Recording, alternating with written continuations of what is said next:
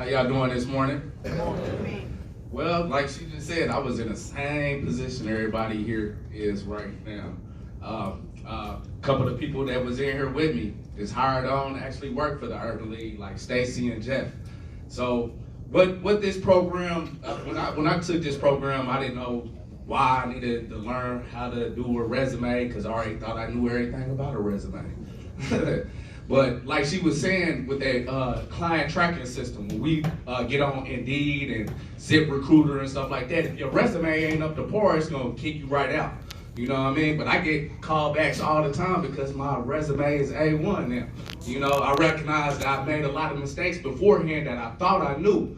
You know, so it's a lot of stuff that you need to pay attention to, the technicalities, like how to do a functional resume versus a chronological resume. Under different conditions, you might want to use a functional one because it's about a job that applies to transferable skills to another job.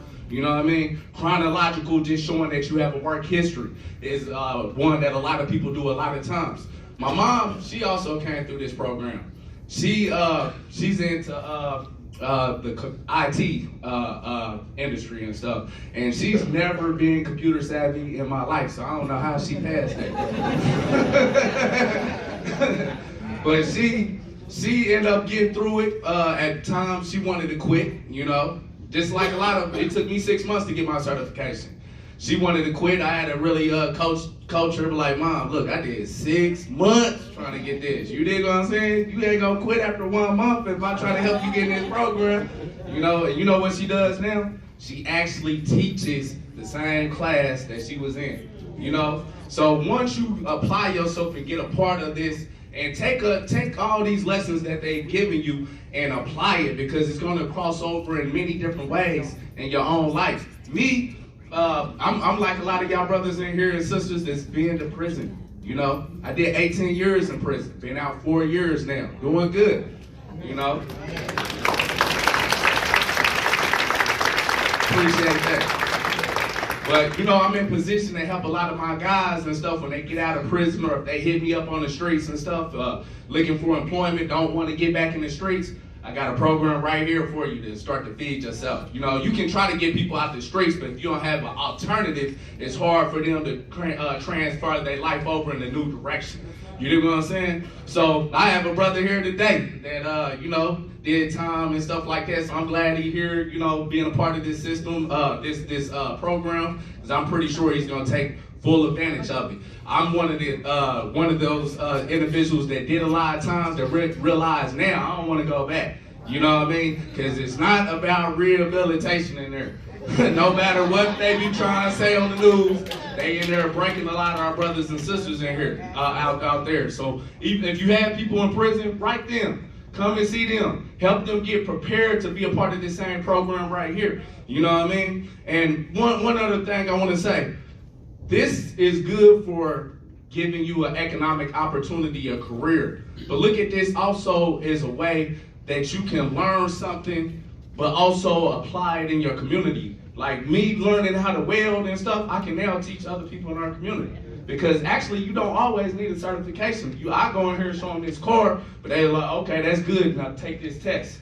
You know what I mean? So if you can teach somebody some of these same skills that you have, we can start rebuilding our community. A lot of the stuff that's going on in our community, we have to see ourselves as the ones that's going to change our community, okay?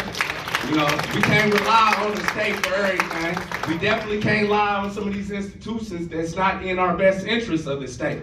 You know what I mean? So with that said, it takes a village to raise a community.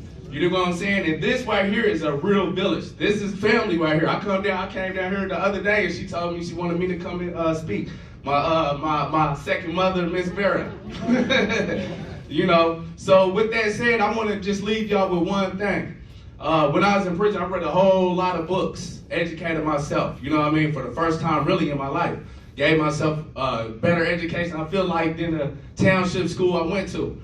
But think about right now, you at a crossroads, okay? Imagine right now you lived your whole entire life and you messed up the whole way through. But right now, you're given an opportunity to start all over. Right now. Right today. Now, what are you going to do with it? So anyone that's given these opportunities to get a certification and stuff, take a hold of that, because there's a lot of people in here that's going to want that same opportunity that you was given. I was actually the first one to ever get my welding certification that went through this program, you know, because some people give up on themselves, you know, just like my mother almost gave up on herself. Now she's teaching the same class, you know what I mean? So believe in yourself and always give back to your community, okay? All right, thank you.